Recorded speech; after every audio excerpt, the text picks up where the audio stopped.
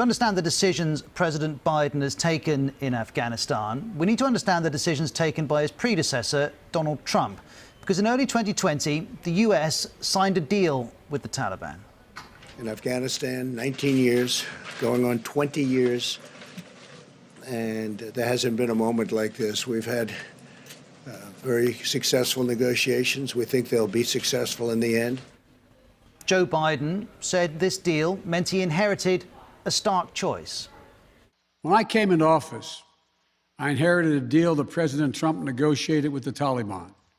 The choice I had to make as your president was either to follow through on that agreement or be prepared to go back to fighting the Taliban in the middle of the spring fighting season.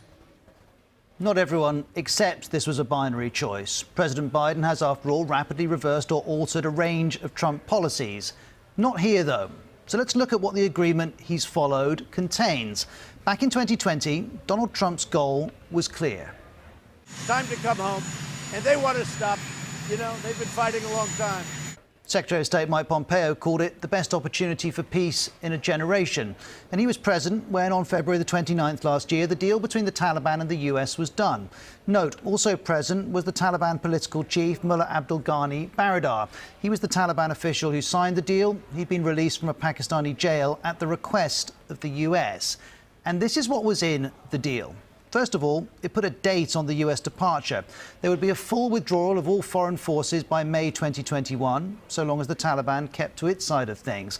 The date was pushed back by Joe Biden to August, but the deal told the Taliban precisely when the Americans would exit the conflict. In return, the Taliban made a number of commitments. The Taliban agreed to not attack US personnel. It promised to restrict any activity that could threaten the US, including terror attacks abroad. Here's the section in the deal. It reads, the Taliban will not allow any of its members, other individuals or groups, including al-Qaeda, to use the soil of Afghanistan to threaten the security of the US and its allies. The Taliban, in return, got the release of thousands of fighters who were in prison. Here's the text of the deal again. It says the deal commits the Afghan authorities to expeditiously release combat and political prisoners as a confidence-building measure with the coordination and approval of all relevant sides. That was the US effectively agreeing to the release of prisoners in Afghanistan without involving the Afghan government. The prisoners released were fighters and senior figures from an organisation with a long record of killing civilians and restricting women's rights and girls' education. It was billed, remember, as a confidence-building measure. No doubt it was for the Taliban, less so for many others, and for good reason. Subsequent research by the Afghan Peace Dialogue Project in Northern Ireland found that former Taliban prisoners were participating in combat, being killed fighting, being taken prisoner, and one case of an ex-prisoner being involved with revenge assassinations. The deal also contains multiple references to the need for a political settlement in Afghanistan.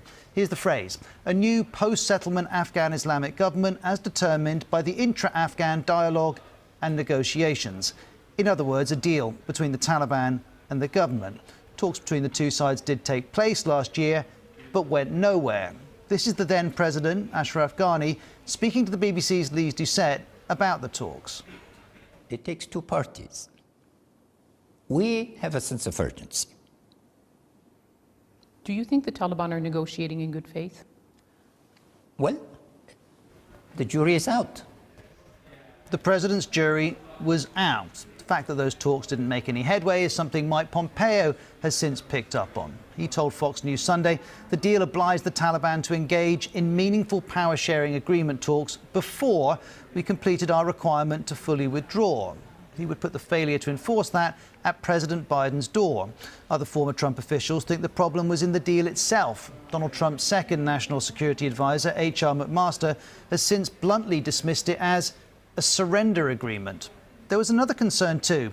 In the months that followed, the Times correspondent Anthony Lloyd reflected, I can't think of a recent successful peace deal which has excluded the government from negotiations. More recently, Lisa Curtis, an Afghanistan expert who served during the Trump administration, has described the Doha talks as an unfair negotiation because nobody was looking out for the interests of the Afghan government. Well, as the Taliban advanced through June and July, President Biden's emphasis was on the Afghan government taking responsibility. We gave them every tool they could need. We paid their salaries, provided for the maintenance of their Air Force. We gave them every chance to determine their own future. But the government Joe Biden wanted to have the strength and confidence to resist the Taliban was the same government the Americans left outside the negotiating room in Doha. It's the government the US didn't tell before leaving Bagram Air Base in July. Perhaps in the end, rather than building confidence, the deal did the reverse for the government when its relationship with Afghans was already fragile. All of which doesn't explain everything about the Taliban's takeover, nor does it settle the rights and wrongs of the US withdrawal. It does, though, help us understand the consequences of that withdrawal.